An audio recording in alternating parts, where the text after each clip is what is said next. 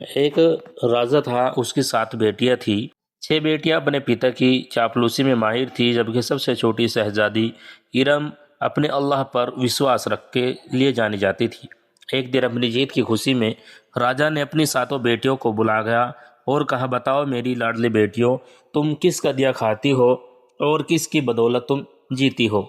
6 बेटियों ने एक ही आवाज़ में कहा, हम आपका ही दिया खाते हैं और आपका ही दिया पहनते हैं। अगर आप न होते तो न जाने हमारा क्या होता। राजा का सीना गर्व से फूल गया, लेकिन जब छोटी शहजादी इरम की बारी आई तो उसने निडर होकर मुस्कुराते हुए कहा, अब्बाजान, देने वाला केवल एक परवरदिगार है। मैं अल्लाह का दिया खाती हूँ और अपनी किस्मत का पहनती हूँ। आप तो केवल एक जरिया हैं। यह सुनते ही पूरे दरबार में सन्नाटा छा गया। राजा का अहंकार चोटिल हो गया। उसने गुस्से में गर्जना की, इस गुस्ताख शहजादी के सारे गहने और कीमती लिबास उतरवा लो। इसे गहरे काले जंगल में बिना भोजन के, बिना पानी के छोड़ आओ। देखते हैं इसका खुद ऐसे कैसे खिलाता है। शहजादी इरम को फटे पुराने कपड़ों में जंगल के बीचों बीच छोड़ दिया गया। रात का अंधेरा गिर रहा था। भेड़िए की खौफनाक आवाजें आ रही थी। शहजादी डरी जरूर, लेकिन उसने हिम्मत नहीं हारी। उसने अल्लाह का शुक्र अदा किया कि वह अभी तक जिंदा है।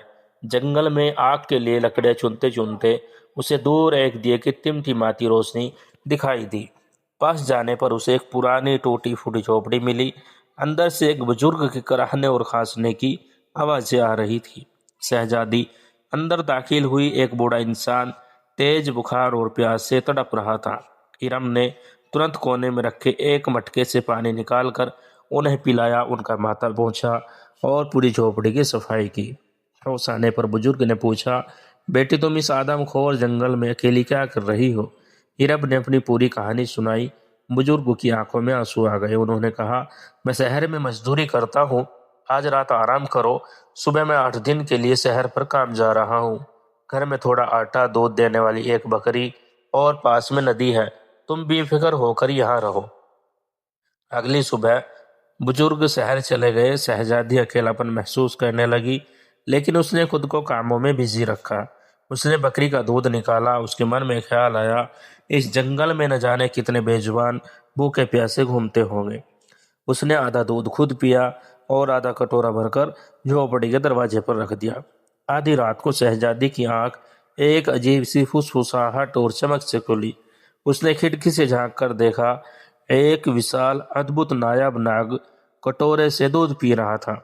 दूध खत्म करने के बाद उस सांप ने अपने मुंह से एक बेहद कीमती लाल रंग का चमकती हुई मणि उबलता हुआ मुस्कुराते हुए वह अंधेरे से गायब हो गया।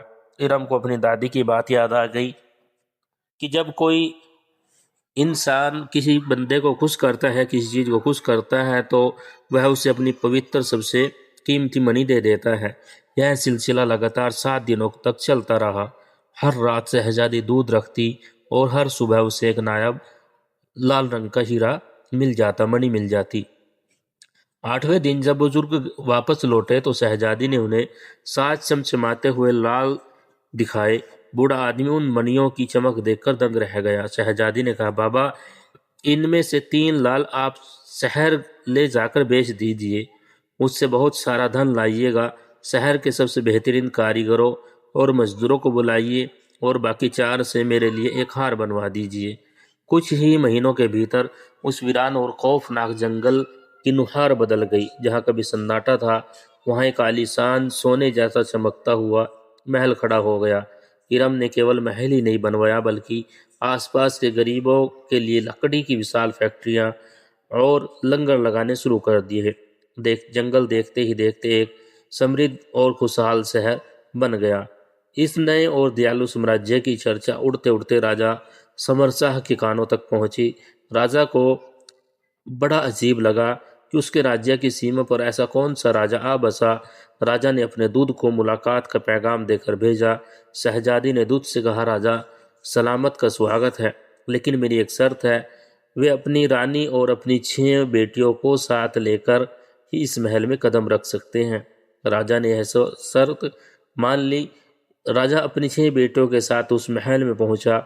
महल की नक्काशी, नौकर चाकर और वैभव देखकर राजा और शहजादियों की आंखें फटी की फटी रह गई। शहजादी इरम ने नकाब पहनकर अपने परिवार का स्वागत किया।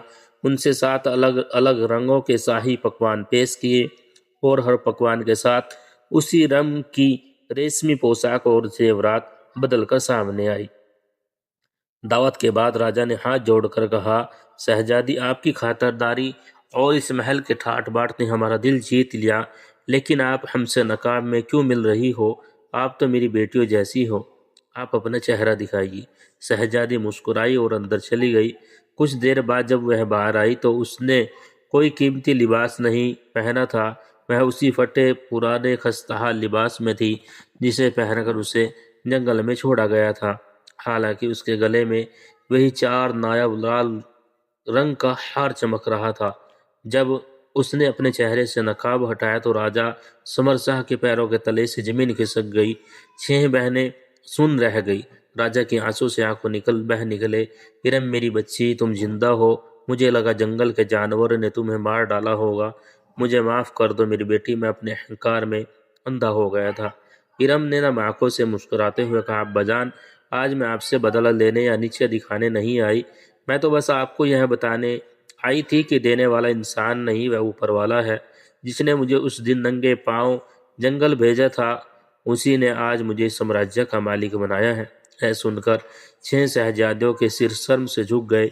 उन्हें समझ आ गया कि इंसान का घमंड इस अल्लाह की मर्जी के आगे कुछ भी नहीं है। दोस्तों, चाहे कोई इंसान कितना भी बड़ा हो जाए, कितना भी शक्तिशाली बन जाए, वह किसी का नसीब नहीं लिख सकता। जब आप पर परिस्थितियां विपरीत हो, तब अल्लाह पर विश्वास रखते हैं और अपने दिल में हमें नरमी पैदा करनी चाहिए, एक दूसरे के लिए अच्छा रखना चाहिए, क्योंकि दोस्तों अल्लाह आपके लिए बंद दरवाजों में से भी रास्ते निकाल देता है। दोस्तों, आपको यह वीडियो कैसी लगी है, कमेंट बॉक्स में अपनी राय जरूर पेश करते जाइएगा और एक दुआया जुमला जरूर लिखते जाइएगा। और दोस्तों, इस वीडियो को लाइक शेयर अपने दोस्तों के साथ जरूर करें।